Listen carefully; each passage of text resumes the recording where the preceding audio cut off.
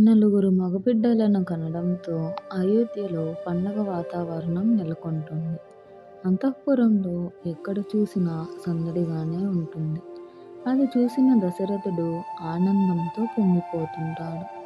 తన ముచ్చట తీర్చడానికి, అయోధ్యని ధర్మబద్ధంగా పాలించడానికి తనకి నలుగురు వారసులను ఇచ్చిన భగవంతుడికి కృతజ్ఞతలు చెప్తాడు.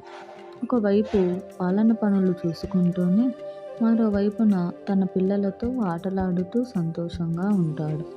వాళ్ళు తప్పటడుగులు వేస్తూ ఉంటే చూసి మురిసిపోతాడు. కాలం గడిచిపోతూ ఉంటుంది.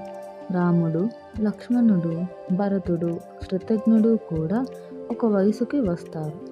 దాంతో దశరథుడు వాళ్ళ విద్యాభ్యాస బాధ్యతను వశిష్ఠ మహర్షికి అప్పగిస్తాడు. శస్త్రవిద్యలోనే కాకుండా అస్త్రవిద్యలోనూ ఆరితేరేలా చూడమని కోరతాడు. వశిష్ఠ మహర్షి పర్యవేక్షణలో వాళ్ళ విద్యాభ్యాసం పూర్తవుతుంది.